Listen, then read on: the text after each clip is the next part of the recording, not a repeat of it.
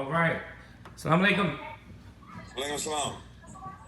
Brothers and sisters, it took us a while to get this together, but it was the will of God because today we have the legendary GrandMaster Karriem AbdAllah, known also as GrandMaster Karriem Allah.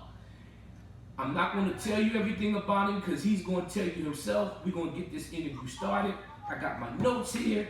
This interview series is dedicated to the legacy of Dr. Moses Powell, and we want to talk to the grandmasters around the world, and we want to help the young martial artists, the up-and-coming martial artists. We want to help the masters, the instructors, by giving them knowledge and wisdom from grandmasters from around the world.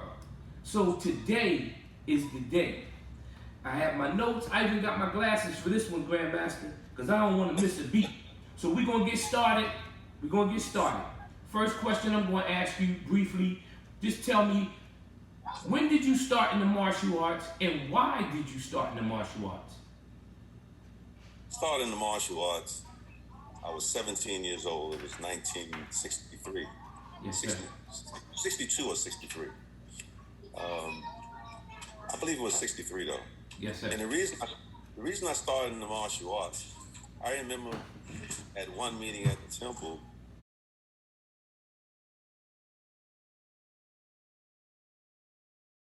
the Captain John, was saying how we have to learn self-defense to protect the mosque, our family, and yourself. Yes, sir. Because the officers was doing something that they call karate, and their knuckles was big, and I mean, I was frightened after he told me all about that. Yes, sir. And then I think around a week or two later, there was a bazaar at Temple 25, and in the bazaar there was a karate exhibition, and I saw a man that I never seen before break a brick with his knuckle. He broke a brick with a chop. Yes, sir. And then teacher had him spar 3 men at one time. And I mean, it wasn't no play spar. Yes, sir. This was a real spar. Yes, sir. And his name was Prentice Newton, I found later on. He whipped all 3 of them. Boy, my eyes got big as a elephant eyes. I mean, I was just excited. Yes, sir. And then the captain said, and these officers have big knuckles. So after the exhibition, I was looking at everybody's knuckles to see who had big knuckles, but I couldn't find the teacher. Soon afterwards, it seemed like a week later, I think I was playing basketball in a housing project where I lived. And a fellow's friend named Charles Moore and another friend named Chancey was play fighting. So Chancey had his knuckles up, but Charles jumped to a different type of movement. I mean, hand movement. I mean, we never seen that. You know, everybody used to box. Right. But he started throwing kicks. I said, oh, Charles fighting dirty. And they kept sparring. Chance was about 6'4", and Charles was only like 5'7". So eventually, Chancey, subdued him. But, Charles was holding his own. Yes, sir. So afterwards, I went to Charles and said, Charles, what was that you doing? Why was you fighting dirty? He said, it wasn't dirty fighting. That's karate. Yes, sir. I said, what? Karate? As a kid, 15 years old, 17 years old, we never heard of karate. Yes, sir. So I said, where do you learn it? He wouldn't give me no information. So I waited till his mother came home, went to his house, and asked his mother, like, Charles is fighting dirty. He said something about karate, and he was kicking. She said, well, that's called karate, and he learned it downtown Newark. I said, where's it located downtown Newark? So she told me it was across the street from the city hall. So I said, okay. So I left. I think maybe the next day, I took the 14, went downtown, looking for the building, which was right across from the city hall. And it was upstairs. Yes, sir. So I opened the door, started walking up the steps. I mean, it was like 40 steps going up. Yes, sir. When I got about halfway, I heard some noise. So I'm scared straight. So I started walking up the stairs real slow. And then when I got to the top, I went to the left, and I saw these guys kicking and throwing punches. And I was about to leave, so the instructor said, and my teacher, he stuttered. He said, where you going? So I said, I wanted to learn how to kick and punch, I'm scared of those guys already. Yes, sir. So he said, yeah, come to me. So I walked to his desk. I looked to my right. There was a guy. He looked like he was 270 pounds, and he was sparring a guy like looked like he was 150, wet, dry. I mean, just wet. Yes, sir. So I said, I don't want to join if I got to fight them. And he looked at me. He said, he was sitting at a desk. He said, don't worry. He said, if you come to class and you train hard, one day you'll be as good as them. I said, as long as I don't have to fight them. He said, okay. So he told me how much it was and the days that I can start training on. Right. And I left, went home, and went to my mother. My mother's from the South, deep South, something South Carolina. I said, Ma, I want to learn how to do karate. I went to the school, and they said it was $25 a month. And the uniform, I think it was $15 or $20. She said, I don't have no money to buy. No, dude, what's that you want to learn? I said, I want to join, Ma. So I didn't know my mother was a maid. So she didn't make much money.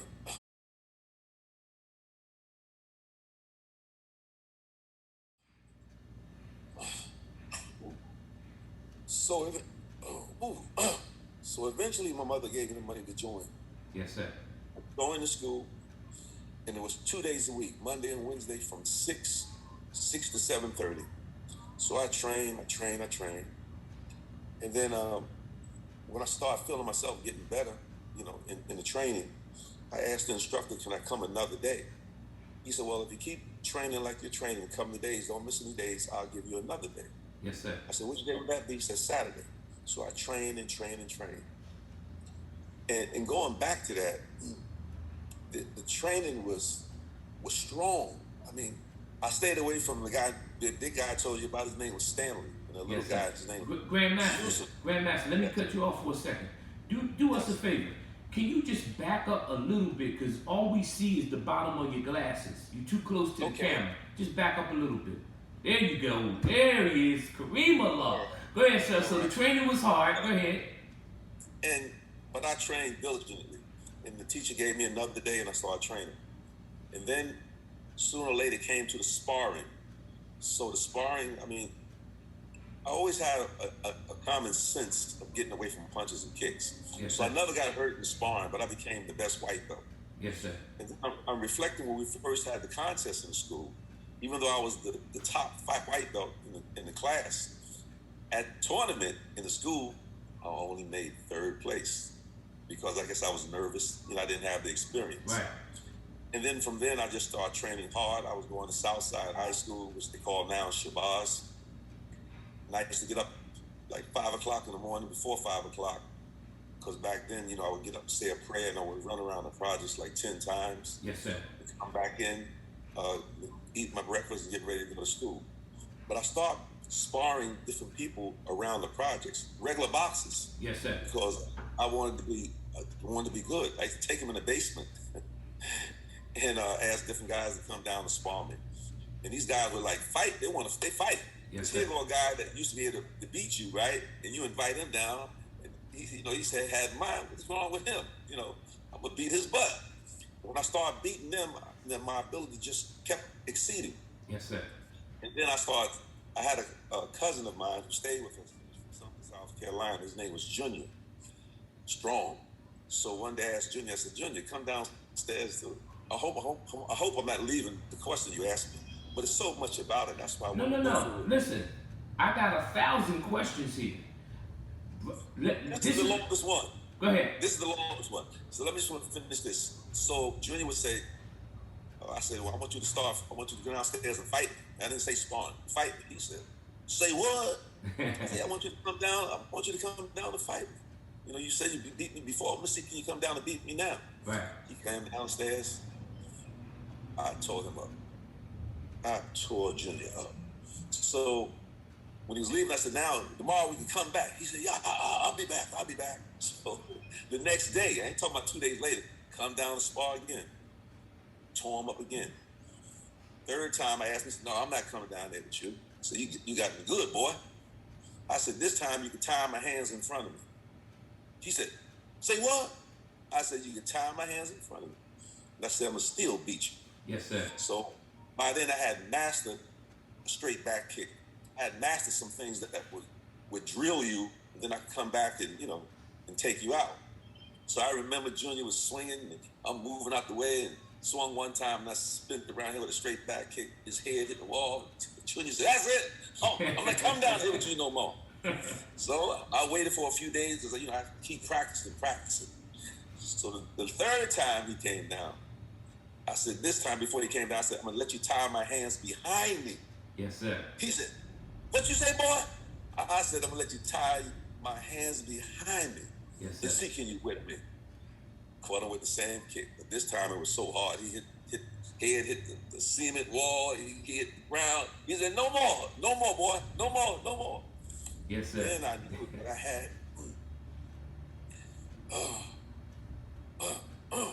a certain structure, and I was getting better. So that's the end of that one. Now the other question. So here's the briefly. Tell us about your teacher.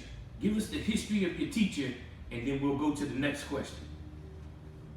James Cheatham. James call him Cheatham. Chi-Chi. His name was James Cheatham, but he didn't mind you calling him Chi-Chi.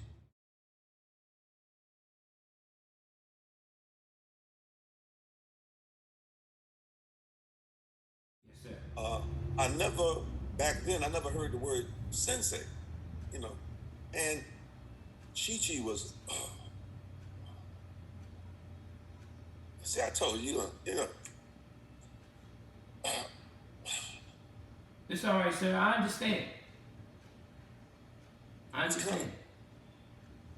Some of the questions are so sentimental. Yes, sir.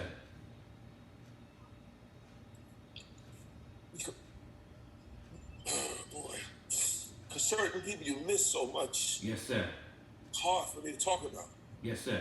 I tell you what, let's do this. I'll come back to your instructor. So let me ask you this question. Because a lot of people don't know your history. So what I'll do, I'll speak on something and then I'll ask you a question. So Okay. you were trained by James Cheatham or Chi-Chi, and you became a fierce fighter according to the history. Yes. And as time went on, your teacher passed away, which you can talk about later if you feel like it. And you were left out there by yourself, but you loved the martial arts so much, you kept going and getting better, winning in tournaments.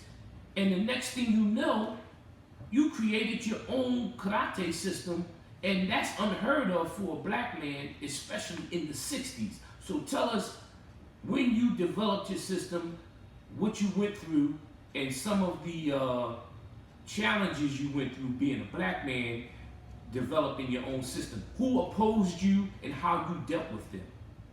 I'm going to go back a little ways. I stopped karate for a year, and little kids start asking me to teach them. And I would say, "No, I don't do karate anymore." But every time they would see me, they would ask me. So one day, it seemed like a whole gang of them came running to me. Karriem, teach us karate." And while they was, jumping up and waiting for my answer, one of the mothers named Mrs. Hanford said, "You better not tell them no." Wow. So I said, I'll start teaching you. So the kids brought me back, the little kids in the projects. They brought me back to karate. Yes, sir. I started training them in the housing project right outside. Could have been, and I have pictures of them too. It could have been like 40 kids. So I said, if you don't come every day, I'm not going to teach you. They came every day. Yes, sir. When we came to the sparring, I still hadn't created nothing. I was just teaching them what I know. Yes, sir. Because I never even wanted to be a teacher. Yes, I sir. never cared about being a teacher. So the kids started getting good, and some of the older guys would say, "Karriem, why don't you open a school?" I didn't have no money. I was unemployed. So one day I asked 3 friends of mine, Timmy Miller, Garfield Davis, Timmy Miller, Garfield Davis, Timmy Miller, Garfield Davis, and Chink, to loan me $75 a piece so I can find a school. So I went on Springfield Avenue, Newark, New Jersey, started looking at the empty places to teach. And I found a place at 491 Springfield Avenue. And it was a linoleum store on the first floor, and upstairs there was a vacant area. So I went to the lady, I said,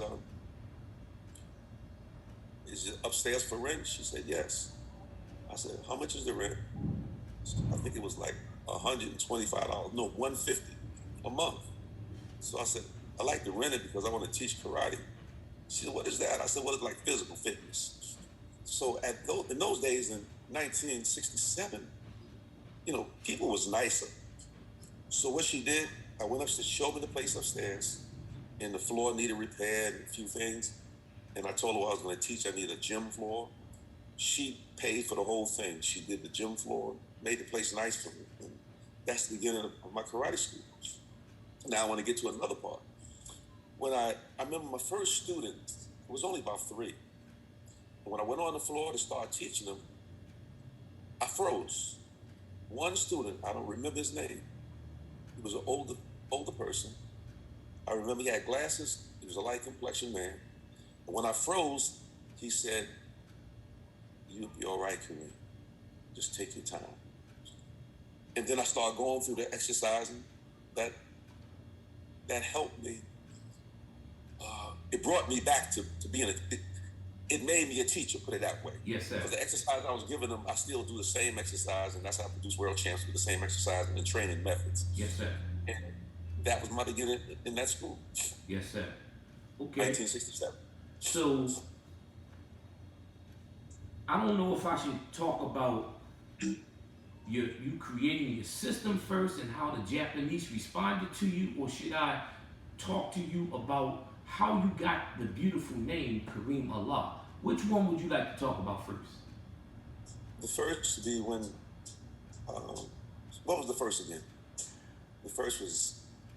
You created your system, the KA system. We can't do that first. That's later. Right, but my question is, how did you get the beautiful name Karriem Allah? Okay, the question before was one more, was 3. So I want to start from the beginning. What was the first one? I was asking you, how did you create your own system, and how did you deal with the people who opposed you and challenged you for being a black man? The creation came in a dream. I lived in my karate school at 491 Springfield Avenue. It was a cold water flat. And the reason I had to live in it because it was so embedded. I was married, but it was so embedded in me that I just had to be there. Yes, sir. And in the dreams, you know, in the dream, I used to wake up though. Before I was dreaming different moves. And then I would wake up and practice those moves. Sometimes 3 o'clock in the morning, 4 o'clock, 5 o'clock, 2 o'clock. And then I would practice those moves. And then I would start writing the moves down as I kept dreaming. And then when the students would come, I would go practice, teach them the moves that I saw in my dream. Yes, sir. Right? So it kept happening. And I didn't realize I was creating anything then. But the dreams kept coming. Then I just kept training and training and training and teaching. And then I saw that the style was different from what originally I used to see when I used to go to tournaments. Right. And then I started giving them names. You know, like the first one was the mix-up. It was, oh my goodness, the mix-up is it's so smooth. It reminded you of Indian dancing. Yes, sir. Going, the moves that it was. And that was the mix-up. And then other styles came to me through the dreams, and I taught it to my students. And then I realized I was creating something. I said, now we have to go to these tournaments and prove that the styles work and that they're different. Go to tournaments, the teachers wouldn't call the points for us. You know, I created a punch called a front strike that a lot of guys do now. Most of the guys do a front strike. And I had 3 different type of reverse punches. It's called the slight tilt, half tilt, and the full tilt. I mean, they wasn't doing that. They were just doing a straight reverse punch. Yeah.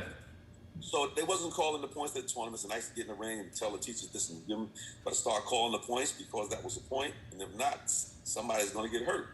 So they still wasn't calling the points. So say after that tournament, next tournament, I used to tell my students, when we go to the next tournament, you're going to make contact to prove that the punches and the kicks work, the techniques.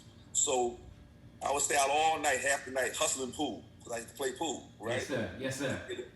To make the money for the students, because their parents, even though it was $5, no parents ever gave me a dollar, for the contest. Yes, sir. And then I had to buy food for the students. So I used to buy bagels, orange juice back then. That was their dinner for that day, lunch or dinner. Now, when they got in the tournament, they started making contact. Everybody was disqualified, but I proved my point. Yes, the sir. next time we went to the tournaments, they started calling points for us. Yes, and sir. then that's how I started winning the championships. One year, we won over 365 trophies. 1 year. Wow. Through the techniques. Yes, sir. Now, so that answers that one. So we go to another one now. Okay. So your system came to you in a dream, which is the same way with Dr. Moses Powell. He said Allah blessed him with Sanukas in a dream. So now you're presenting your system to the world, and you're going to tournaments and you're winning. Not just you, but your students are wiping everybody out. Now, what I did, I backed away. I wasn't fighting. I had stopped fighting. Yes, sir. I gave everything to the students, and I just had to be the voice of the students when they disqualify us sometime or cheat the students. So I backed away myself. I gave everything to the students, but they started recognizing the system because the students was winning first, second, and third sometime. Yes, sir. Championships. I mean, at my school, we had an elimination before we went to the contest. So only brought the best to the contest. Yes, so sir. they was in trouble when I did that. Yes. I had Pee-wees that won first, the other one second, the other one was third. And then sometime they wanted to see the KA boys fight one another. So my plan was this. We practiced this in school, in my dojo. We act like we're going to fight. We agree, and then we bow out. Oh, that blew their mind. They hated that. Yes, sir. They wanted my boys to fight, but I wouldn't allow. I had it planned out already. Yes, sir. Yes, sir. And we started going to tournaments all around the area. Wherever I could get enough money to take them all, I would take them to the contest. But we didn't just stay in Jersey, because there wasn't no contest in Jersey. New York, upstate New York, Baltimore, all around. Yes, sir. We just start whipping tail. Yes, sir. Now, the reason I had to come out of retirement, see, I can remember, my championship hiatus was in the 63 and 64. Yes, sir. That's when I fought guys like Lou Lazat, who was the world champion. Mike Stone was a world champion. I beat him in Washington, D.C. Of course, they didn't give it to me because they wasn't giving nothing to no black karate guys in 63, 64, 65, 66. Right. That's noted, Right. So I did that because I had to show them that I have the grit to put them in a pit, Right. So after I did that, the magazine started following me, writing about me, and the system started growing. And then just making champions after champions. I didn't have one champion in school. I had several champions. Yes, it wasn't just little KA. It was Nasheed Abdul-Wasi. It was Marlo Thompson. It was Earl Thompson. It was Raymond Wilkins. The list goes on and on. There was no other karate instructor that had that many champions in one domain except the KA system. Yes, sir. Okay, so let me ask you this. As far as the Japanese and their federations were supposed to be powerful in karate, how did they accept you? How did they receive you when you showed up as a black man from Newark, New Jersey with a name like Karriem Allah? How did they handle that? Scared straight. Scared straight.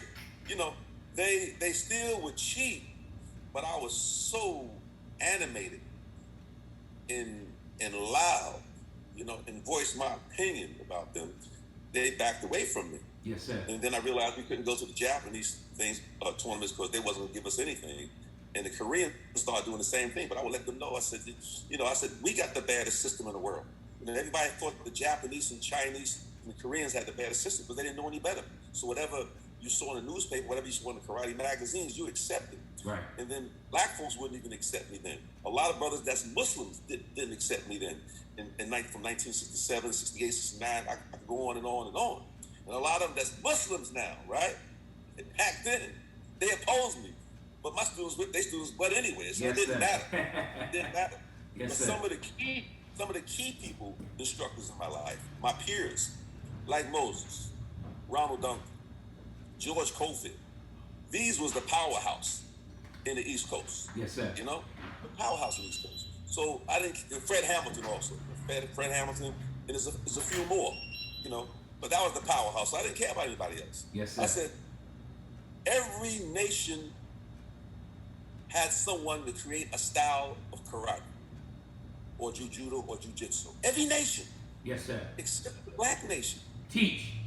So when I'm the first black man at 25 years old, created a system, I said, oh no, oh no.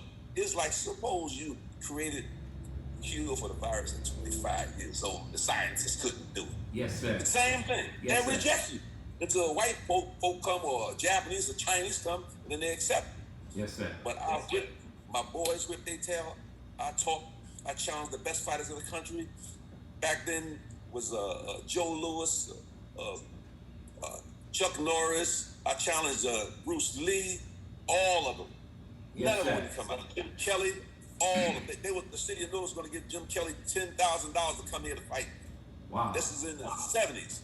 And they didn't put it in the newspaper, they didn't put it in the magazine. They backed away because they knew they couldn't whip me. Yes, the system was just so powerful. The techniques were just so graceful. And it was a way of fighting that Allah blessed me with in these styles, which is 7 styles, 18 in between styles, total 25 different ways to fight. That was unbelievable. And I remember a person saying, well, why so many styles? I said, everybody's body don't function the right way.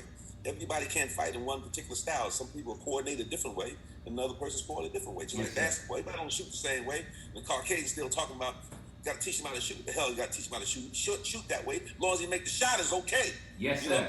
So I'm just going to different things because everything they were to say was ridiculous. And I knew that the black man was the cream of the planet Earth. See, my mindset was completely different from a regular karate guy. I knew the black man was the strongest man in the world. And then I had a system, so I knew the strife was against me. I used to sit down in my dojo, lay down on the floor, and pray. This is the only time I prayed for Allah to do something in particular. I wanted him to give the system to somebody else. So I said, I can't handle it. Can't handle it. Tears coming out my eyes, hitting the floor. And then I realized it was just nonsense because it was placed upon me. So when I was asleep, the dreams kept flowing, kept seeing things. And my vision was strong. Yes, so even though everybody opposed me, I didn't care. I said, I'm alone. Yes, my mother told me one time, she said, son, you was born alone, you're gonna die alone. So learn how to do things on your own. So I always remembered that, and I just followed through. Yes, sir. Okay. Let me jump in for a second, because you just dropped a lot of history, and you answered some of my questions that I have on here, but let's go back to when I was a young boy. My teacher, GrandMaster Karriem who, when I questioned him one day who was his favorite fighter, he said Karriem Allah. I said, why do you say Karriem Allah? He said, because he had something to prove and he believed in himself. And the name, the way he used to say it, Karriem Allah.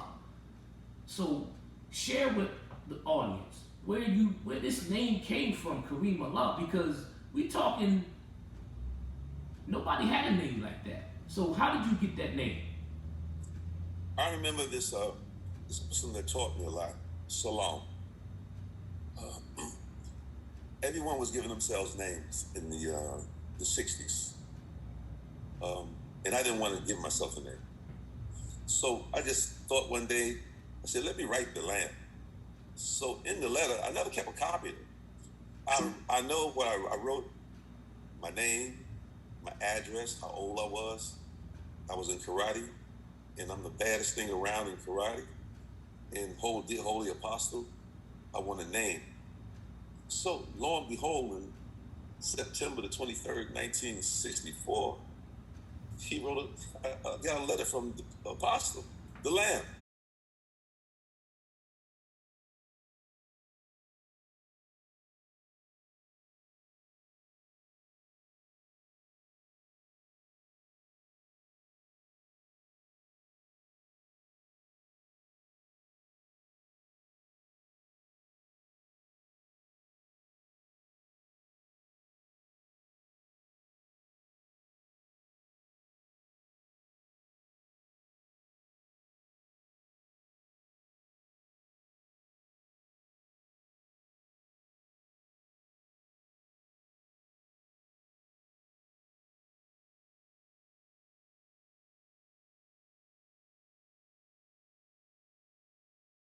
Yes, sir.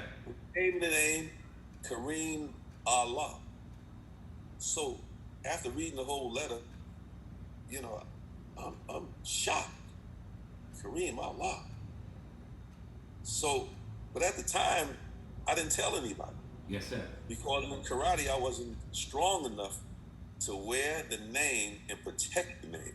Because see, back in the 60s, you had to protect the name. Yes, sir. I remember gang members was called the Conquistadors. Never forget, they used to come through the projects.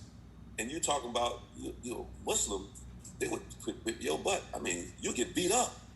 So I saw this. So I was 17 and I wasn't strong enough. So I said, I got to start training harder. I trained harder, sparred better fighters. And when the time was right, I remember, I remember to go play basketball in the projects. I told all my friends, and I'm gonna say this is the first time I said this shit to anybody, especially in the air. I said, you're not gonna call me Franklin X Durant no more. My name is Karriem Allah. And if you don't like it, we can meet on the floor. We can fight right now. So my friends didn't say nothing, even the ones that was able to beat me before, you know what I mean? Yes, sir. Didn't say anything. But so I proved it. And I remember this guy from, he was from was a branch of service that swim in the water and all that, one of the good, strong branches, not the Marines. Navy SEAL. Navy SEAL. And I seen him like take tech on some of the guys, right? And I knew he was gonna come to me one day. When he came to me, that was it. He ain't never bothered me no more. So I knew I was ready to put the name out to the world. And I didn't get my name changed. I just put Karriem Allah. I remember being in court for a ticket, and the judge called my slave name. I said, that's not my slave name. My name is Karriem Allah. I saw him turn as red as the fire. So I define anybody that would call me anything else. I said, that's my slave name. That's my master name. I don't live under the master rule anymore. I mean, I went through the whole, you know how we go with Islam. Yes, sir. In the first. Yes, sir. So I used the name. And let me say something about the name. That it could have been 10, 15 years ago. I mean, I was in maybe my 50s or something like that, right? And I was in court. I had got my name changed, right? From Allah actually to AbdAllah. So I remember the judge looking at me and I knew what he was. He said, about time. That's when I got to change. After the message gave me Allah, I changed fully to Karriem AbdAllah. And AbdAllah came because, everything had changed, transitioned. So the brothers explained to me, said, Allah, that's God. I said, I know I'm not God. He said, but you should use something else before the name. So I had an Arabic book, but it wasn't like, I had to look through the whole book almost to find something that could go in front of Allah. So I saw A-B-D, but I'm not going to put a U in front of A. The reason, because the most honorable Elijah Muhammad gave you that name. Yes, sir. And I wasn't going to let no sect of Islam or the teachings or whatever they say would change that. So I kept it A-B-D-A-L-L-A-H. Some of the brothers now even see me, they say, Abdullah. I says, my name is not Abdullah. My name is AbdAllah. It's AbdAllah. Because I'm tired of trying to see, there's so many things in the Islamic religion and people go offhand with some things. I would always respect the man who gave me my name. Yes, sir. Let me say this, brother. GrandMaster, do you realize, I could be wrong with the dates and years, but do you realize that you got a name from the man who named Malcolm X, Malcolm Shabazz? You got a name from the man who named Cassius Clay, Muhammad Ali. You got a name from the man who named Louis Wilcox, Louis Farrakhan. In that 1964, do you realize what was going on in the world? I think that's when Ali first won the championship and he announced his name and that he was a Muslim. Malcolm X split from the nation, then he was assassinated. Shortly thereafter, Martin Luther King was assassinated. That was some powerful times in our life, in our history. And the same man who was involved in all of that history blessed you with that name. That had to, based on what I just heard you say, I know that touches your heart right now today. That's a powerful thing. And you were in one of the most powerful temples or mosques in the country, temple number 25. Wasn't no soft men there, and you dealt in that era. I take my hat off to you. I don't even have one on. That's a blessing. That's a blessing. I learned one prayer when I was, during the time the messenger gave me a name. And this brother said, you're going to struggle a lot, Karriem, but I want you to memorize this prayer. And this is how it goes. And I don't remember a whole lot, but I remember this. I came from Allah, and Allah is my goal. Therefore, no trials or tribulation can disturb the cause of my life, which is a much higher goal than mere comfort. Come what may, the contentment of my mind is never disturbed. And that's what I always had in my heart. I said, if I die, it'll always be for Islam. I fear nothing but Allah. And even in business, the guys will say, maybe you should use another name so you won't be intimidating. And I said, I don't care who I intimidate, this is my name. Yes, sir. So I never deflated or put aside my slave name to protect anything. Right. So a lot of them backed away. So I said, let it be. I don't care. You know, my mama told me I'm born by myself, I'm gonna die by myself. Yes, sir. Yes, sir. And it's a gift. Listen, from 1967 and the creation of the system, and I'm still here talking about it. If I was a phony baloney, I wouldn't be talking about this here. Yes, sir. I wouldn't be fighting to get this out to the world.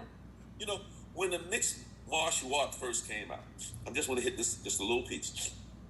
And I saw all the Caucasians doing jiu-jitsu and judo. I said, when the black man started coming in, boxing their butt, they're going to beat them up. This is what I said when it first started. Yes, sir.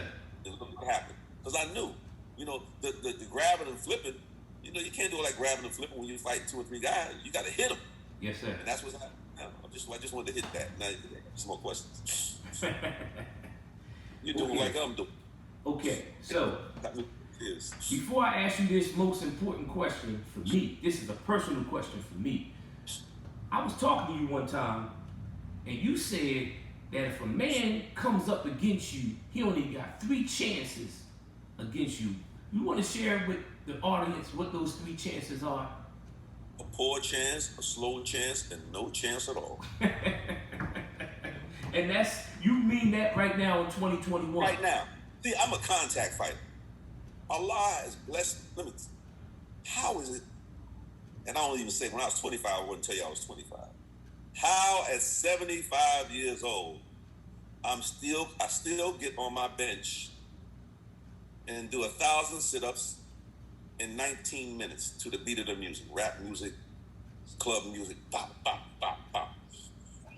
At this stage in my life, the first gi I ever had, I can still wear. I went to eating alkaline. I followed Dr. Stevie about that, which we get on later on.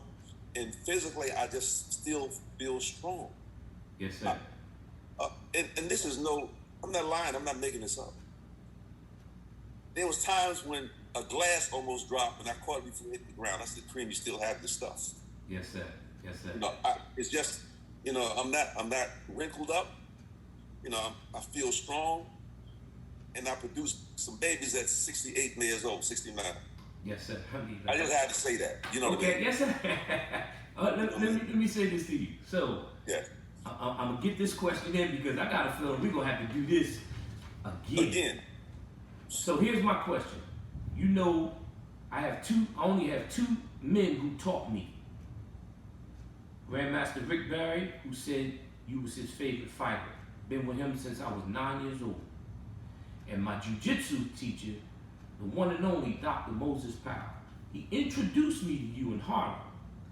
And we were sitting there talking, and you was talking about this exhibition you had done, and the guy in the exhibition was trying to put it on you to show off in front of all the people, and the guest referee was Dr. Moses Powell, and you was going to take the dude out, and Moses kind of stopped And he said, and you said to me that day, there was only one man that was able to stop me from killing that boy that day. Now, I'm leading up to my question. Dr. Moses Powell loved you, he respected you. And he said the same thing my teacher, GrandMaster Barry, said. He said one thing about Karriem Allah. He believed in himself because he understood the greatest love is the love of self. And he understood that he had to know himself, and he took on he challenged them all, but they didn't all challenge him. Can you share with me in the world, in the people who are the martial artists, who was Moses Powell to you? What type of man was he, and the aura that he had? Just give us something, please. Musa always supported me. Yes, sir. Came to every event that I gave in Newark, New Jersey. We had a different type of closeness. We didn't call one another all the time, but whenever I called, he was there. Yes, sir. And one of the most precious times viewing Moses is when he came to a contest and he saw me and he put his hands out to greet me. I said, he turned to Islam. I remember this. Yes, I was sir. at Sunnyside Garden. Yes, sir. You know, and that took off. But now, if this was his way of greeting, shouldn't that be the way of all the students that come from Moses greet? That's the way we talk. That's the way we talk. That's the way we talk about. Yes, sir. I wonder, do everyone that say they're from this system does that? I'm not sure, because I don't go to their affairs, you know, right, because they don't look close to Musa. See, when you're born in the era of men that created stuff, there's a certain atmosphere, there's a certain technique that he did that was so graceful, no one had ever did before. When he rolled on the one finger, this was in the 60s, early 60s. Oh my goodness. Man, 200 maybe 40 or 50 pounds. Yes, sir. And the technique that was just so splendid. Oh, goodness.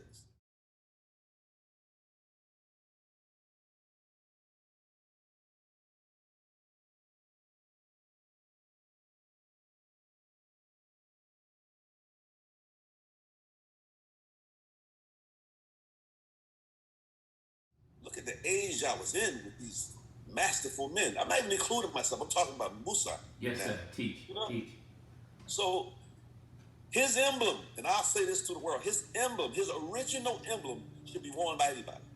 Now, if you open a school, of course, you can put the name of your school, your name on the emblem, like your, signifying your school, but you always have to go back to originality.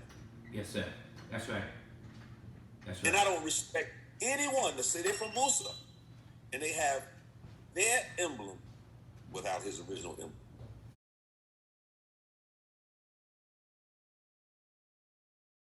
Yes, sir. Yes, That's sir. just history. You don't forget about history. Just don't talk about it. Just don't talk about it. No, make it. When Musa did his exhibitions and everything, he had his picture on there. He didn't have the man that taught him. He always gave him credit. That's what you're supposed to do. Yes, sir. So I didn't put my teacher picture on my posters when I did my karate because it was about building my image and my name. Yes, sir. But his memory stays with me forever. Yes, sir. I always acknowledge that. Yes, sir. I don't see that on the other end. And that's one thing I hope that they look in the mirror and say, well, where did I come from? Remember him? And this is not just for Musa, it's for his family. Yes, sir. It's for his family. The respect for it. Oh my goodness. That bothers me. Yes, sir. Change. You know? Yes, sir. Yes, sir. I'm ready. Okay. I'm ready for some more. All right, let's go. All right, let's go. Earlier you said that the Japanese had karate and the Koreans had Korean martial arts, and every nation produced their own karate, jiu-jitsu, judo, whatever, except for the black nation. Right. You said something to me a while back, we were talking, and you said something about in the war, when it came down to hand-to-hand combat with the Asians against the black soldiers. Talk on that, speak on that. I always said this, that the black man is the man. In hand-to-hand combat, we whipped every nation we ever had a war with. You don't have to be born with it. It's just a gift that we had. You know, this used to say to me when I used to jump in my karate stand, they said, well, I'm going to see if you can whip this here, you know, with your karate, you know. And of course, I proved it. So hand-to-hand combat, we the greatest nation in the world. The greatest nation in the world. Yeah. We won then. They don't write about it. Right. They don't talk about it. Every sport that we go in, we take leadership. But they just hate giving us all the credit that we deserve in anything that we do. Yes, sir. Yes, sir. Okay. All right. A couple more things about Master Moses Powell. What type of reputation did he have? What kind of man was he? How did people see him when in his prime? I tell you how I perceive him, because I can't talk about the other ones. Musa had a walk. He had a tough man walk. Yes.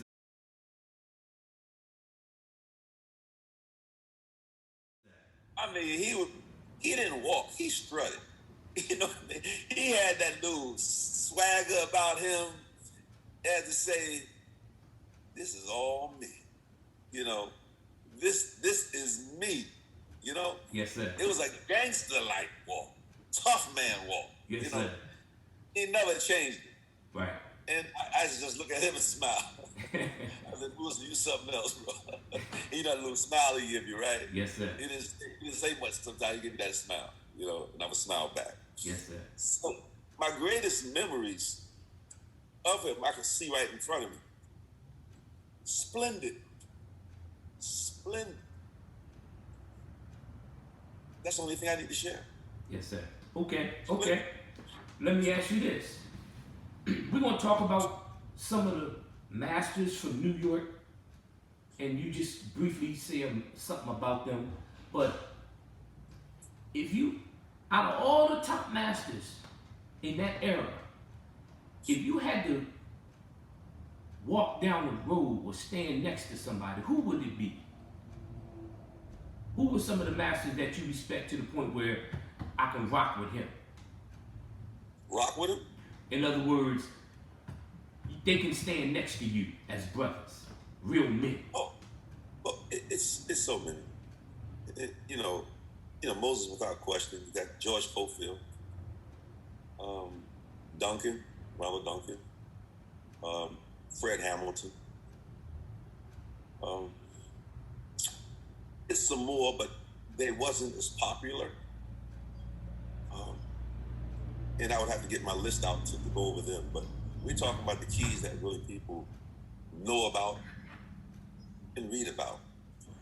Those was the key instructors at the time. Yes, sir. Black instructors. You know, I'm talking about the black instructors. These are the men that they supported me. I supported them. And we had a certain connection. You know, yes, sir. Yes, sir. But at one time, George Cofield had the most powerful dojo in the state of New York. Sure. As a unit, more champions.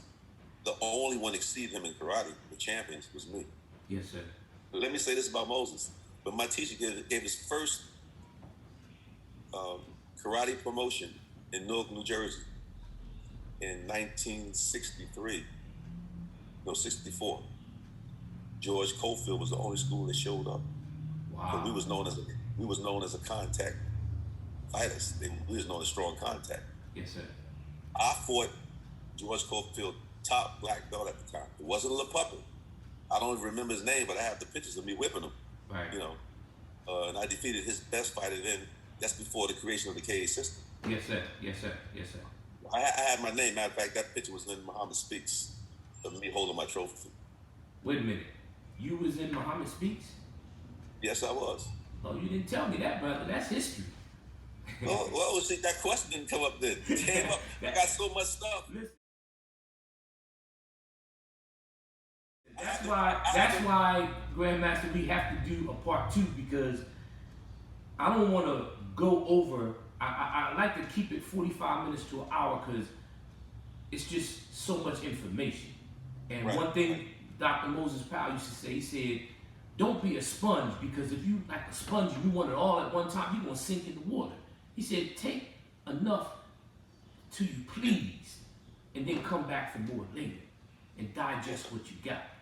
So, I got the article. Yes, sir.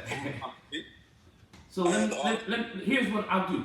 I'll close out with maybe 3 questions, and then we talk later about. Let me get some good stuff here. All right, so I gotta talk about. I'm gonna tell you what we're gonna talk about: the historic fight with Jeff Smith and your preparation for that. We're gonna talk about Kevin Thompson, Grandmaster Kevin Thompson, Little K.A. Well, let me get with it. Give me one question, let me answer it, then you go to another question. Okay. Come on. Okay, here we go.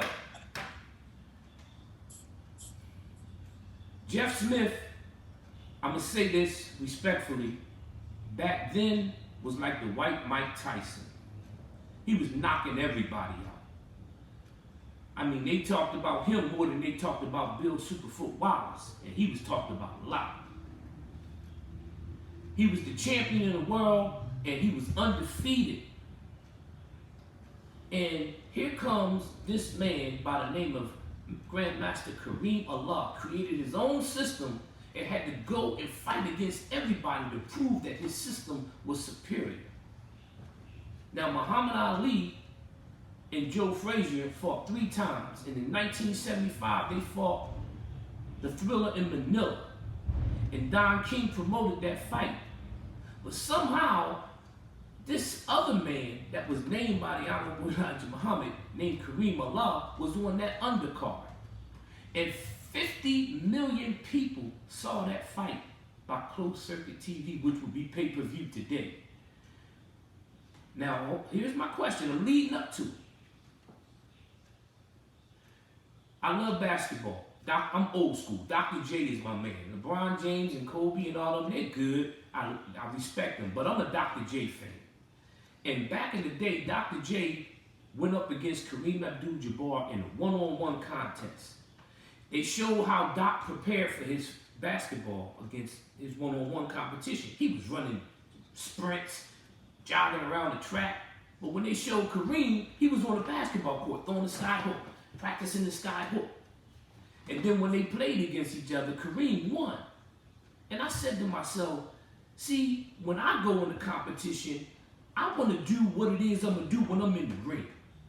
That's how you prepare yourself. So my question to you is, here you are in the biggest fight of your life with Muhammad Ali, Don King, the world champion Jeff Smith, Roberto Duran is there. The whole world was watching. How did you prepare for this great fight? And remember, this is to the listening audience. Jeff Smith was knocking everybody out by the 3rd or 4th round. And now he's fighting Karriem Allah. How did you prepare for this, sir? Well, I used to run 5 to 6 days a week. And I didn't run no more than like 3 miles. But I was consistent. One time I ran like 10 miles because I hear people about 10 miles. And 10 miles wear you out because the next day you don't feel like running. I trained diligently before the fight. And then I was seeking out for sparring partners. I called New York. I don't need to mention their names, but I called the different instructors that had students to help me get ready for the fight. I need sparring partners. Right. Couldn't get any sparring partners. And a few that said they would, I remember being in my dojo just waiting, and nobody showed. So I had to say, well, who am I going to spar? So I remember my barber, he was a student, and I convinced him to come in to spar me. I mean, he was adamant, I'm not getting in front of you, Asatito, molasses. I said, I'm not going to throw nothing. I'm not going to hit you with nothing. I want you to throw stuff at me. My defense. Yes, sir. So I used his name was Richard Wilson. And he used to come and throw stuff at me, but he wasn't strong enough anyway. So it was easy blocking his stuff and moving away. Right. So I just practiced my stuff, just defense. And then one of my students, his name was Earl Thompson, strong looking fighter. He was a champion fighter. I remember him sparring me, you know, and I remember I hit one good shot, and that was the ball game. So I knew I couldn't do that with him because I didn't want to break him down as being a fighter. Right. And there was another student that I asked that was an outstanding fighter, Model Thompson. When I asked him, he said, "Oh, no, that's no. So there's no way, because he had a different respect, you know. I didn't have no sparring. Just imagine getting ready for a fighter and fighting him for the world championship and not getting no sparring. You know, I remember I let Earl hit me, take a shot, bam, hit me. I wanted to see, because I never was hit, Holly. So Right. I want to see, you know, if I could take a good shot. Right. Boom, boom, boom. I was still standing. I just had to come on in and let him go. Bam. Anyway. So I didn't get any sparring. And I picked up my training. What I started doing is running with 2 bricks in my hands, little red bricks. I used to run by myself. I used to get up 4 o'clock in the morning to run. I lived in my karate school. Get in my Eldorado, I had a 69 Eldorado, get in my Eldorado, go by myself. I had a 69 Eldorado. We'll talk about I that another time. I had Superfly lights, though. I had Superfly lights. I was fancy, spoke wheels. Yes, sir. Anyway, and I used to just run in the park, just by myself. I had nobody to run with me, because I used to wake up too early. He told me that, I get up and run. I said, well, get up at 3 o'clock and run with me in the morning. Nobody ever showed up. But Grandmaster, hold on. You mean to tell me you went up against the champion and all you had was your students to spar? Well, one time, but it wasn't no sparring. And then we was going to fight in the ring. I'm on a wooden floor. Right. The difference fighting in the ring with that cushion in the wooden floor. Right, because you sit down in the mat, yeah, in the ring. It makes you slow. It's slow. It slows you down. Yes, sir. And then the mitts, the foot pads and everything. I didn't even get one of them to practice on. Foot pads. Wow. You hear me? Yes, sir. And the guy who was behind it brought me to Gleason's gym one time to hit the heavy bags. One time. So it was, but see the thing, when I think about it now, it was meant to be that way. And then doing the fighting, the rounds, I wouldn't drink any water. I wouldn't drink any water. Why wouldn't you drink water? Why not?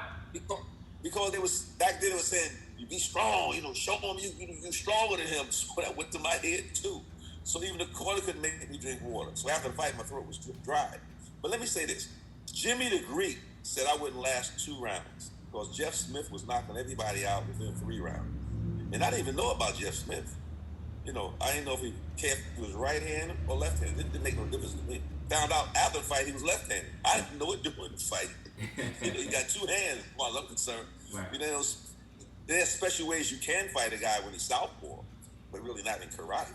Yes, because you can switch left and right, And to not be prepared fully for a championship fight when it all boils down to, at that time in my life, it was meant to happen just like it did.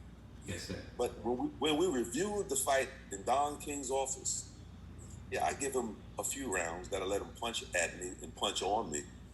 And you know why I did that? I wanted to show them that I could do the rope-a-dope in karate, that no matter in front of the baddest man in karate. Yes, sir. That's why I did that. Yes, but before the fight, you know what Don King said? Back then they were selling commercials. He said, Karriem, don't knock this boy out early because I want to sell these commercials. So the first rounds, he said, just let him do some stuff on you. So I played around with about the first 4 rounds. Well, you know what, sir? Now, I watched the fight. The first round, you came out and hit him with a roundhouse kick, and I thought he was going to give up. You hit him with a powerful roundhouse kick. I remember. Then he got on his bicycle. He got on his bicycle. That's right. I saw that. So okay. This was 1975, Thriller Manila, yes. right? Yes. Let's go back 1 year, because we're talking about history in the greatness of black martial arts. In 1974, Tyree Cassell and Little John Davis fought. I think it was in Madison Square Garden in front of 19,000, maybe 20,000 people.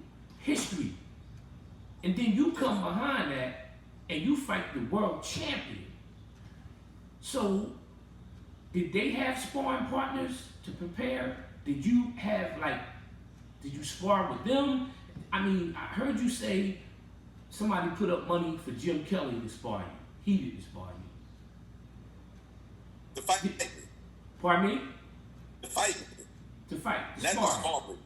To fight. I wanted to whip. Yes. I want to show you. I didn't mean to say spar, but I mean fight. It's okay. So, at that time, as far as Salukas is concerned, Little John was the champion. He was the man. Grandmaster Lumumba was Doc's first champion, they say. Tyree Cassell was on Chuck Norris's national team. Grandmaster Cofield had champion fighters.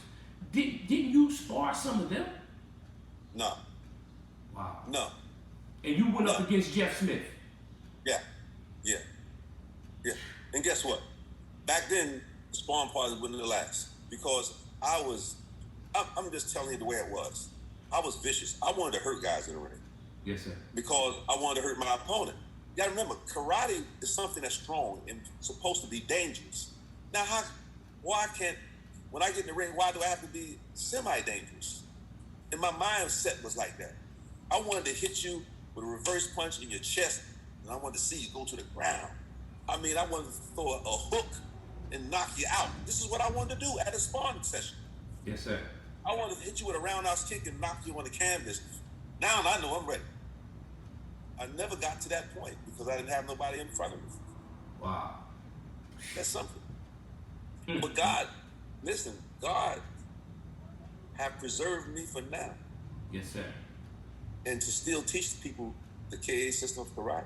Yes, sir. Because it's the most splendid style of fighting that I've ever witnessed. And I've seen all guys kind of fight, clutch front side kick, clutch pivoting side kick. They do a full crescent, but none of them do a snap back crescent. I mean, there's techniques that I added to the karate world that maybe some of them are doing, but I haven't seen many of them doing. Right. That would amaze you now. Yes, and if you sir. see one style and I show you another style, you'll see that it's different. Right. And the strategy fight in that particular style is different. Yes, sir. And I got all the 25 books, all the styles right here, right around the corner in my living room. Yes, sir. Yes, sir. Only one has been published, the Freestyle Crouch. Yes, sir. I have that book. Yeah. I have. And no one, if you look back in the 60s, you didn't have nobody said freestyle. Right. Nobody said freestyle. Nobody. So where it came from? It came from Karriem Allah from 1967. Yes, sir. So the black man needs to know this history. It's just like in school. We wasn't taught anything about black history. Yes, sir. The black cat run in front of you is bad luck. I mean, they told you stupid things like that. But they never told you the history. They told us all Caucasian history. Now, black kids, they teach you history now. They teach us this history. This karate history should be taught. This system should be taught. I should be doing seminars all around the country. I did 1-2 seminars in my lifetime. They wouldn't even call me. Nobody called me. Wow. Well, now some people have called me and want me to teach. I said, now is not a good time. So you can't have all those masks on when I'm teaching your butt because you're going to have to breathe. Yes, sir. It's going to be a workout. It's not going to be a conversation when I get on that floor. It's going to be workout and showing you techniques. Yes, sir. Okay. Okay. Let you go. Question. Little K.A., give us a brief history on how he came about. And for those who don't know who he is, you can Google this, but he was known as the 8th wonder of the world, something to that effect. Is that right, Grandmaster? That's correct, yes. So he was a student of Grandmaster Karriem Allah. So, and he had many other champions. I know you mentioned Earl Thompson. That's his brother, correct? Yes. Right, another champion. So tell us about Little K.A., Grandmaster Kevin Thompson. His older brother, Milo Thompson, approached me one time in the dojo and said, I got a little brother, he be kicking good. And he liked what I be doing. So I said, why don't you bring him around so I can meet him? He said, okay. So one day he brought Kevin, He was only 7 years old. I said, I gave him the question and answer period, questions just like I do an adult. Right. But he wanted to learn karate. So I signed to karate. And I told Mom, I said, nobody have to pay for him. I'll take care of him. And that was only Kevin was also my nephew Saladin. So Kevin trained. He never missed a class. And he lived like on Hawthorne Avenue, near Hawthorne. Chadwick Avenue was off Hawthorne Avenue. That's around, could be 7 or 8 miles from my dojo. Mm-hmm. Found out later on that he used to take the bus himself at 7 years old, coming to karate school. And then he had to walk from another half a mile to come to the school. Wow. Anyway, he was always on time. Then I told him to come a little earlier. So when I was creating the system and the styles, he used to be right there. And sometimes I trained so long, like I said, it'd be 1 o'clock in the evening. I take a nap on my dojo floor. He'd be right next to me. So he got the body and soul of the system. And he progressed real fast. And he never missed a class. And he got so good at the contest, from white belt to purple belt to brown belt to black belt. He was the first black belt Pee-wee in the country. Back then, they wasn't giving Pee-wees black belts. Right? But he was undefeated as a Pee-wee. Hundreds of trophies as a Pee-wee. He learned, and then he was just fighting, right? And then later on, they saw people do katas, and the students he came to me and Saladin said, we want to learn how to do the katas too. I hated katas. I couldn't memorize a kata. I told my instructor, I said, I don't care about katas. I said, I care about fighting. I said, if you don't never want to promote me beyond a white belt, I'm still going to beat the black belts up. So I never learned, I learned basic katas, but not the little tougher katas. Yes, sir. So I had to create katas. And back then, it wouldn't come at one time. I would have to practice. Certain things would come to me, I would do it, and then I make Kevin memorize the kata and Saladin. Yes, sir. Then the next day I may come and create the whole, create more. Yes, sir. When they went to the kata, when they went to a tournament, blew their minds. Yes, sir. People used to come out, they come from other places just to see these kids do these katas. And he was all created katas. All katas was created by somebody. Yes, why do you don't want to give me the credit because I created kata because I'm a black man. But our katas are outstanding. And then I told him one smart thing. I know no instructor tell their students this. If you make a mistake, you keep going. That's right. So he did that. So I would know the difference, but they don't know the difference because they don't even know the katas. That's right. That's why when kids even do katas now and they forget, they stop. And then they deduct points from them when you stop. That's right. So, but anyway, he became a kata champion, fighting champion, kata champion. And then the weapons. That's right. The way he did the weapons is, I taught him. And I said, now, if you forget something, just ad-lib. And once he, got to that height, that's what he did. Yes, sir. But he came from me. But no one else taught him. Right. Nobody else taught him. And then there was guys that was flipping back in the 60s. So I got a few kids from the street. They used to flip real good. Mm-hmm. So I let them come to my school for free to teach my students how to flip. Yes, sir.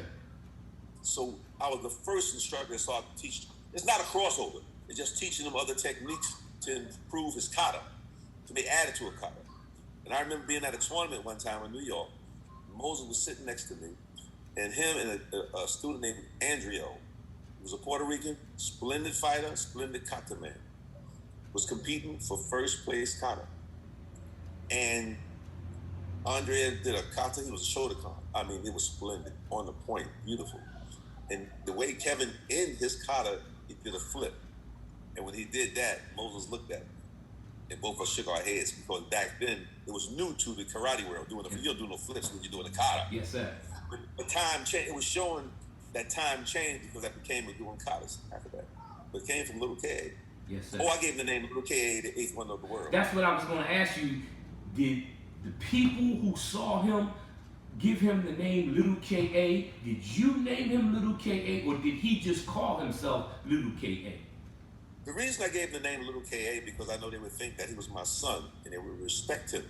You know what I mean? He like, if the father is there, man, you better not cheat this boy. You better not do this to this boy. Yes, so I gave him the Little Ka. I gave that to him at maybe 8 years old.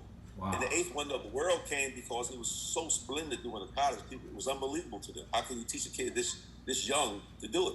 I said, well, because I have the techniques to teach. Yes, sir. You know, you have the techniques and create the katas. You teach him, he learn them, and he do it splendid. Yes, sir. He became outstanding. Yes, sir. Outstanding. One of the best in the world. Won every tournament in kata there is. Yes, sir. I don't know all the names because then, he wasn't, around me then. Right. But I'm the one who created him. I taught his brothers. They couldn't teach him katas. Earl couldn't do katas good. Marlon didn't hardly do katas at all. They were champions as well? Yes.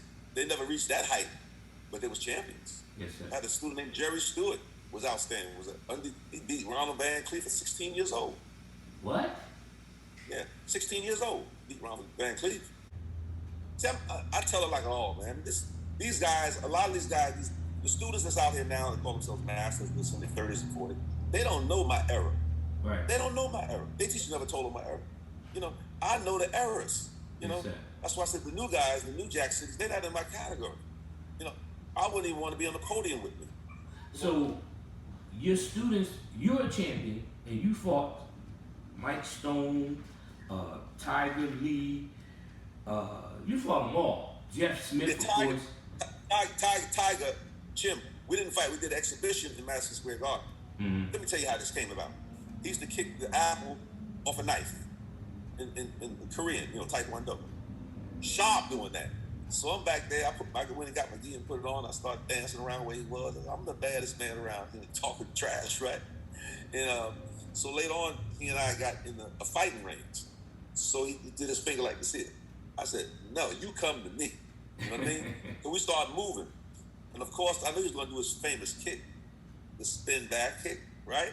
That he kicked the apple off a knife, but I'm not the apple, and I don't stand still. That's right. I went above his crescent and landed my foot by his head and jumped, came down and said, I got you, man. He backed away. And I got students that's living that can still tell you the story. Yes, sir. Yes, sir. But later on in life, I met his two twin kids, Yes, I was glad to meet them, different era. So, what was the name of the student who beat Ron Van Cleef? Jerry Stewart. Okay. 16 years old. So I probably have that in one of my books. Who are some of the main fighters that your students fought and beat that made them champions? I don't want to mention one person in particular because he shows so much gratitude towards the art, myself, Moses. He shows nothing but gratitude. And I don't want to deflate his image any kind of way. Okay, but we don't want to do nothing like that. Right. I wouldn't do it to him, but I do it to some other guys who call plugs even now, But no. So but we look in the record books and you'll see all the boys that the KA system boys beat. Even Jeff Smith said we was the baddest school on the East Coast. Yes, sir. Sometimes we used to go to tournaments and guys would take their belts off. Take their belts off. Wouldn't fight. Wow. Oh yeah. Wow. Oh yeah. Okay. Some of the Pee-wee. Yes, sir. This rap guy made a song about that hopefully it come out this year. Yes, sir. Because after he wrote the song, he passed recently, Yes, sir. So we have, it's so much. Yes, sir. All right, well, here's what I want you to end on. Okay. Now, a long time ago, we were talking. This is a while back, and I said, "GrandMaster, how old are you?" You said, "Man, everybody want to know how old I am. All they need to know is I can still do what I did when I was 25." So I never asked you how old you were again. But today, you said how old you were, and I'm not going to repeat it. If they missed it, they missed it. It's all right. I know. It's all right. It's okay. So here's my question. Yes. Tell us briefly, just share with us about eating right, health, and taking care of that body that we have. Well, 2 years ago, it was in August, when I went to alkaline eating by Dr. CB. I had high blood pressure. I had a stroke in 2014. And I recovered 100%. But I can tell you before a stroke, you don't know what's coming. And some people never get out of a stroke. Sometimes their arm is paralyzed. They can't remember. Legs messed. There's all kind of things. I know all the ailments that can happen. And when I was in the hospital, after about 3 days, I was forcing myself out the bed, get in a chair, doing my push-ups. Because I said I couldn't remain like this. I remember walking around the hospital looking at other people that had strokes. My tears just dropped out my eyes. People in the condition, the guy 34 years old, couldn't remember his name. The guy next to me was from another country. He had no family. And they sent him home and he could barely walk. So I know maybe he didn't even survive. So when I got to Dr. CB, and they cleared my high blood pressure up by using CMOS, I started making it myself and using it, things I've made, using CMOS. And I killed my pressure all the way. I don't have high blood pressure anymore. But it also stopped the swelling in one of my feet. I couldn't see my veins in my left foot. Using that medication. Yes, sir. And even though I was a vegan, I was still eating bad food. So yes, we don't sir. read the ingredients on everything we get. Yes, sir. So, but Dr. CB made me aware of this thing. When I went alkaline, I went all the way. I threw all my food away. I started from scratch. I dropped 10 pounds. I used to stay around 180 or 190. I dropped down to 179. That's my weight at 17 years old. Now, I don't eat as much. My CMOS every day, my gel CMOS, or I get it raw. So this minister, an E-man, I used to see him on Facebook. Every now and then he's in the hospital. So I told him to give me a call. So he left his number and I called him. I said, you and I need to talk because you're in the hospital too much. Something you're doing wrong. So he came to my place and we talked. He told me all the different ailments he had. And I said, this CMOS is going to help all that. So he started my CMOS. He feel better. It's hard to get the sciatica away. You know what I mean? That's something that is in your bones. And if you've been just eating bad all your life, right, that can come to you. Yes, sir. So he said, you start need to make this here and sell it because people selling this. Get it out, bro. And then my daughter said the same thing. So I started making my gel. And I make it, oh my goodness. Everyone that's using my gel, see an improvement in their health. But most of them, I said, it's not your health. I just wanted to get that high blood pressure off. Yes, sir. But they have so many cures for it. And I give them, when they buy my bottle of CMOS, 32 ounces for $40, I also give them a letter of the cures that this CMOS give you. You know what I mean? And how to take it. So wait a minute. You make your own CMOS? I develop it so you can take it. Right. I get it raw. Just like companies get it raw. Yes, and sir. they make it out of gel, or you can just make it out of after you wash and everything and dry it out. You can sell the bags with the raw CMOS in it. Right. I do all that. Wow. Beautiful. Right from my house. You have a sample of it? Yes. Let me give me a sample of my t-shirt. I can give you you see that t-shirt? Back up some. Back up a little bit. Move your hand. There you go. Move your hand. There you go. Yeah. AbdAllah Alkaline. This is Karriem AbdAllah Kitchen. Got you. You know what I mean? I need if that. you go on eBay, you'll see that Karriem AbdAllah Kitchen, and I have the CMOS on it, the jar. Yes, so sir. I bottle it and everything, and I don't add stuff to it. Some people, they commercialize it now. They put honey in it. Don't use honey any daggone way, but they putting different things in it to sweeten it. You don't need to be sweet. When you go to the doctor and they shoot you with these needles, and they tell you to take medicine, you take that. But now, once I tell some people you have to use it the rest of your life if you have high blood pressure, they say, why you got to use it the rest of my life? I said, don't you go to the bathroom every day? Or you smoke? Or you put that wig on? You put nail polish on? You eat popcorn, you eat potato chips? Anytime you want to get it, why can't you do CMOS? It's going to help your body. Yes, sir. So some people are still ignorant to it, but those that want to help their health are jumping on it. And this interview has been very deep. You dropped some jewels, great information, great history. 1960. Let me tell you why. Go ahead. Because it all started many years past. The baddest of them all was born at last. The very first word from his Newark lip, I'm as pretty as a peacock, no man I can't quit. Then he said with a voice that's rough, I'm strong as a lion, twice as tough. The name of the chant, same as me stream to sing, none other than the dynamic Karriem. So now we know you're a rapper.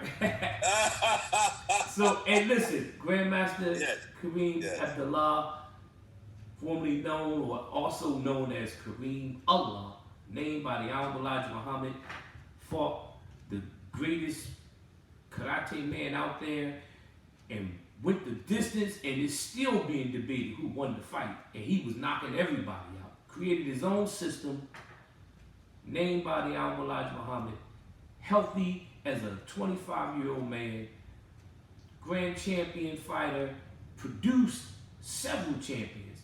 We want to thank you for honoring us with this time and blessing us with the information. I thank you from the bottom of my heart. You know this is not over. We're going to keep this thing going, and we're going to support you with your CMOS and your training. And I just want to thank you so much for giving us this opportunity to share your information with the martial arts world. And thank you so much for the beautiful history and words that you said about my teacher, Dr. Moses Powell. Thank you, sir. Assalamu alaikum. And until the next time, Ush. Wa alaikum assalam. Ush. Ush. Thank you, sir. Oh, man. That was something.